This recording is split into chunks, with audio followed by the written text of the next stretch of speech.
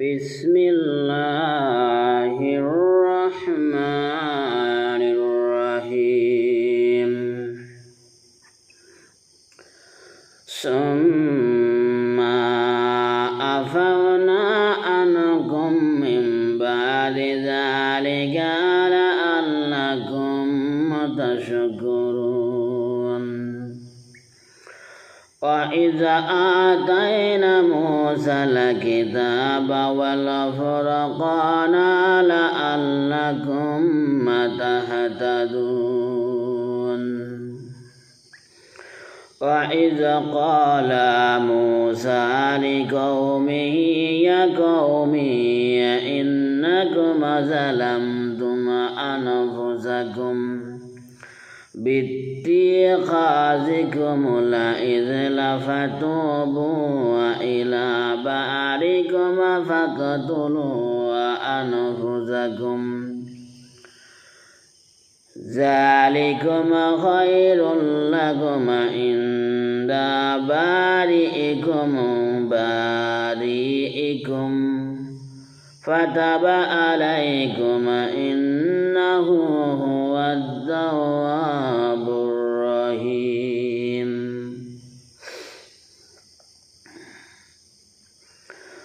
এরপর আমি তোমাদেরকে ক্ষমা করে দিয়েছি যাতে করে তোমরা কৃতজ্ঞতা প্রকাশ করো। আর যখন মূসা সগোত্রকে বললেন, হে আমার জাতি, গোবৎসকে উপাস্যরূপে গ্রহণ করে তোমরা নিজেদের প্রতি জুলুম করেছ, সুতরাং তোমরা তোমাদের প্রভুর পানে ফিরে যাও এবং তোমরা নিজেদেরকে সংযত করো। প্রভুর নিকট তোমরা ইহা চেয়েও, তিনি তোমাদের প্রতি ক্ষমা পরবশ হবেন, তিনি অত্যন্ত ক্ষমাশীল ও পরম দয়ালু। মূসা আলাইহিস সালামকে যখন আল্লাহ রাব্বুল আলামিন তার সান্নিধ্যে ডেকে নিলেন তুর পর্বতে 40 রাতের জন্য, তারা তখন গোবৎসকে পূজনীয়, তারা প্রত্যক্ষ নিদর্শন দেখার পরেও তারা এই উপাস্যকে তারা এই একটা বাছুর ছানাকে তারা পূজা করতে শুরু করলো। এরই প্রেক্ষিতে তাদের উপর শাস্তি নাজিল হয়েছিল, এই যে তারা নিজেরা নিজেদেরকে হত্যা করবে। এরাও বিষয়টা এটা আছে যে আসলে ওই সময় যারা এই পূজায় লিপ্ত হয়েছিল, কোনো কোনো বর্ণনার মতো বলা হয়েছে 70,000 বনী ইসরাইল। তো কী হয়েছিল, তাদেরকে বলা হয়েছিল তোমরা নিজেরা, যারা তওবা করেছিল তাদেরকে, যারা মুমিন ছিল তারা তাদেরকে হত্যা করেছিল। এটাই ছিল আল্লাহর প্রতি। এরপরেও মহান রব্বুল আলামিন তাদেরকে জীবিত করেছিলেন। এই বনী ইসরাইল জাতিকে মহান রব্বুল আলামিন এত নিদর্শন দিয়েছেন যা বলার অপেক্ষা রাখে না, যা বলার অপেক্ষা রাখে। এরপরেও এই জাতি পথে ফিরে আসতে পারেনি। তারা তাদের সেই কুটচাল, তাদের যে আল্লাহ বিরোধিতা, তাদের যে আসলে আল্লাহ তাআলার নাফরমানি, প্রতিনিয়ত তারা এটার মধ্যে ডুবেছিল।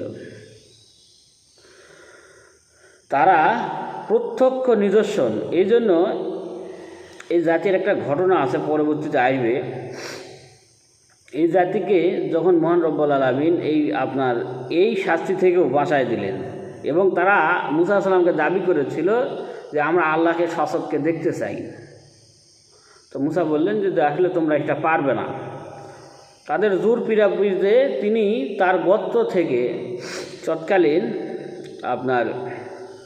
যে বংশধারাটা ছিল সে থেকে তিনি 12টা গোত্রের যে গোত্র প্রধান, গোত্র বলতে বংশ প্রধান, এই প্রধানদের সকল থেকে একজন একজন করে নিলেন। এই নিয়ে প্রায় 70 জন লোক নিয়ে উনি তুর পর্বতে গেলেন। তারা যখন মূসা আলাইহিস সালামের কথা মানলেনই না, তখন তাদেরকে বিদ্যুৎ থেকে হালকা আলো এসেই সাথে সাথে তারা মৃত্যুবরণ করলো।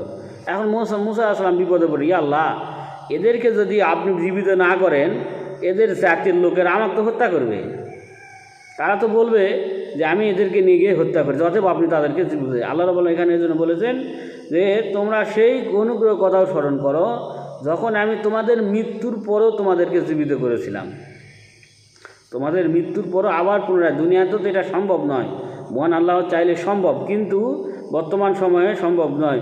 এরপরও মৃত্যুর পরেও মহান রব্বুল আলামিন এই জাতিকে আবার আপনার জীবিত করেছিলেন, এই 70 জন নেতাকে। এরপরেও তারা আল্লাহ তাআলার বিধিবিধানগুলো মানতে অস্বীকার করতেছিল। তাদেরকে যখন তাওরাত দেয়া হলো, আপনার আল্লাহ তাআলার পক্ষ থেকে বিভিন্ন নিদর্শন দেওয়া হলো, তারা সেটা মানতে অস্বীকার করলো। এরপরে আল্লাহ রব্বুল আলামিন তুর পাহাড়কে তাদের উপর দাঁড় করে, হয় মানো না হলে চাপা খায় মরো।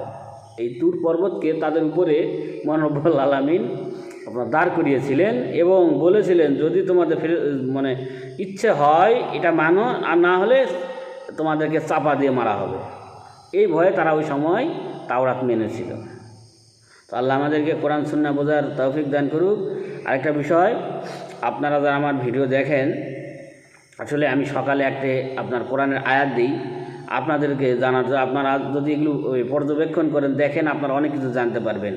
এরপরে দুপুরের দিকটা একটা হাদিস দিই, বিশেষ বিশেষ হাদিস আমি আপনাদের চেষ্টা করতেছি কোরআন সুন্নাহর বাণী আপনাদের কাছে পৌঁছানো। আর দিনের শেষে একটা এই যে এরকম একটা আয়াতের তাফসীর ব্যাখ্যা করে আপনাদের সামনে সংক্ষিপ্ত, যদিও আমি অপারগ, কোরআনে আপনার অত্যন্ত দুর্বল, তারপরে চেষ্টা করছি আপনাদের মাঝে কোরআন সুন্নাহর প্রসারের জন্য। তাহলে আমাদেরকে বোঝার তৌফিক দান করুক। আমার এই ভিডিওগুলো, আমার এই পোস্টগুলো আপনারা ফলো করবেন এবং আপনাদের মন চাই লাইক দেবেন, না কিন্তু আপনারা চেষ্টা করবেন দেখার জন্য, যাতে করে আপনারা উপকৃত হন, আমিও আল্লাহর কাছে কিছু পাই। আপনারা যদি দেখেন, দেখলেই আমি পাবো ইনশাআল্লাহ সওয়াব, নেকি, এটাই আমার উদ্দেশ্য। তো আল্লাহ আপনাদেরকে বোঝার তৌফিক দান করুক, কোরআন সুন্নাহ অনুযায়ী আমল করার তৌফিক দান করুক। সুবহানাকা আল্লাহুম্মা ওয়া বিহামদিকা আশহাদু আল্লা ইলাহা ইল্লা আনতা আস্তাগফিরুকা ওয়া আতুবু ইলাইক।